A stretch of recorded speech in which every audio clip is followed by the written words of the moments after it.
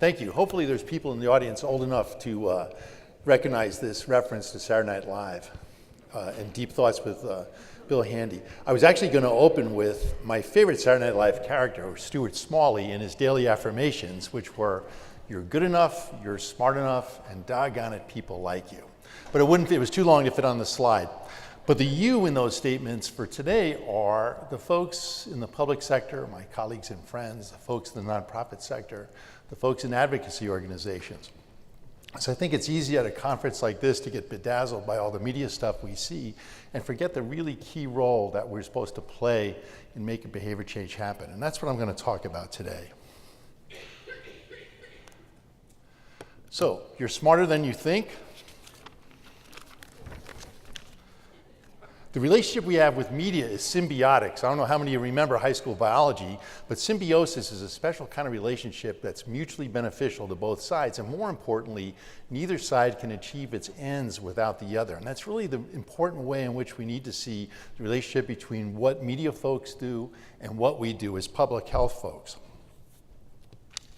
But before you can figure out where you fit in and how you make that contribution, you have to know your lodestar, right?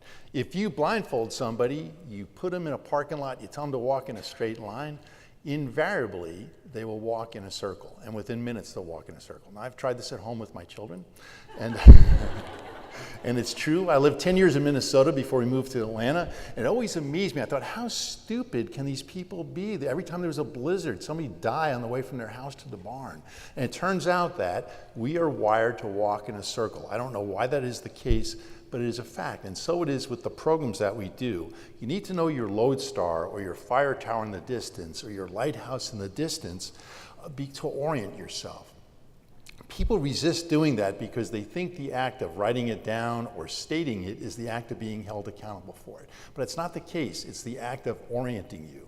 In the absence of that, you'll fall back on doing as much as you can of whatever the heck it is you're doing and potentially walking in a circle. When I go hiking, I use the sun to guide me, to tell me if I'm going east or west. I never say at any point in the hike, how long is it going to take to get to the goddamn sun, right? Well, same thing with your lodestar and your lighthouse in the distance. You may never get there, but it's always what's orienting you. Now, what do you do while you're waiting to get to that lighthouse in the distance? That's where a simple evaluation technique that I just did in my breakout called road mapping is. A very, very simple logic model. And what are you trying to do with that logic model? You're trying to say, I may never get to that lighthouse in the distance, but I know that's the direction I'm supposed to head, and what are key milestones along the way that tell me I'm heading in the right direction?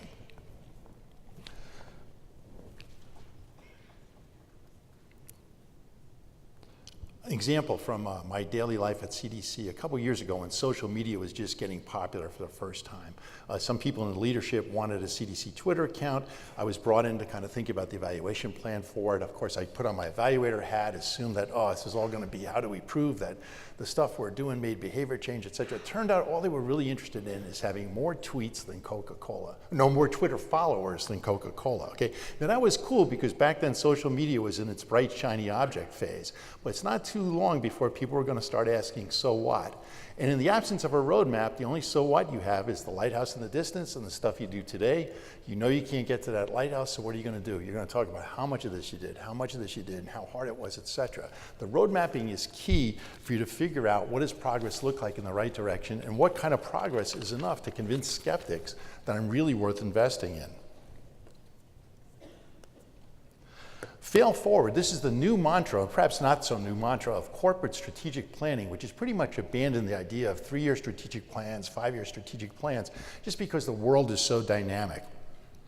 Now, it's easy to fall back on this as if it's better to have loved and lost than never to have loved at all, or the journey is really worth it. That's not what failing forward means. Failing forward means building in enough field intelligence that when I fail, I know why I'm failing, and I reflect on it, and I iterate, and I try again. So it's not about loving and losing. It's about why the heck am I always losing at love? I hope this is known in this audience. And what can I do differently next time so I'm luckier in love? Well, same thing with our programs. Failing forward makes a lot of sense, but it requires that we built in these roadmaps so that we know very early in the game that we're making progress in the right direction. If not, we know we're never going to get to that lighthouse or anywhere close.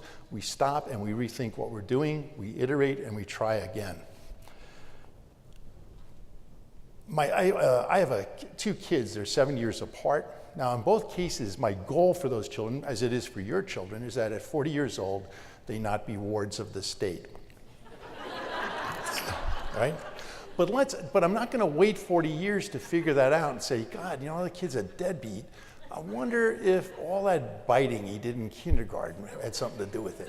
You know, I'm going to, at years 5, if he's biting everybody in his kindergarten class, I want to say, that's worrisome. I really need to take action. Well, that's what saves evaluation. So in evaluation, the name for all of this stuff I'm talking about is called rapid cycle evaluation.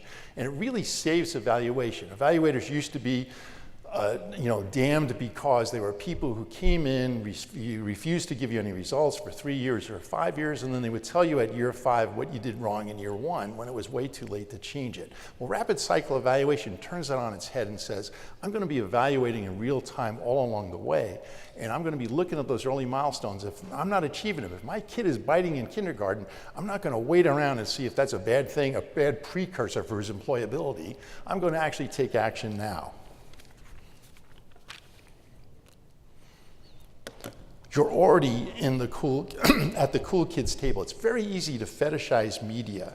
I get beguiled, I get smitten as easily as anybody else by the flash, the in-group jargon, the really cool looking tools. I salivate at how much money media types seem to be able to spend. But I know these guys, they put on their skinny jeans one leg at a time, just like you and me. Right? Okay. Again, the key thing here is to think symbiosis, all right? And again, symbiosis means mutually beneficial. We can't work well without each other. And so that means that even though a media campaign that's technically flawed is fatal, just as fatal is a really, really dazzling, wonderful media campaign that's planted as good seed but in barren soil. And the characteristics of the soil are the thing that we bring to the puzzle. Now, I wrote this back in January, and back in January, the initial GIF I was going to do was called "It Takes Two Keys to Launch a Nuclear Strike," right? Because it kind of showed this idea of symbiosis. But I kept thinking, it's going to be really awkward if we're at war in February. So I decided to go, it takes two to tango. Now, in reality, it takes two to cha-cha, it takes two to rumba, it takes two to foxtrot, etc. But what's very special about the tango is that the lead actually switches during the dance. It switches back and forth, or at least it does when you're dancing with my wife. All right? But, honey, I love you if you're out there. No. But that's really cool. That's really the image I want here, because to make a behavior change campaign happen, sometimes it's really important that the media and the digital piece and all the stuff we learned about today be exactly right on and have the right experts at the table. But then there's another part, the public health part, that is really what we bring to the table. Right? So when you think about a really big, wonderful campaign, there's two complementary evaluations going on concurrently.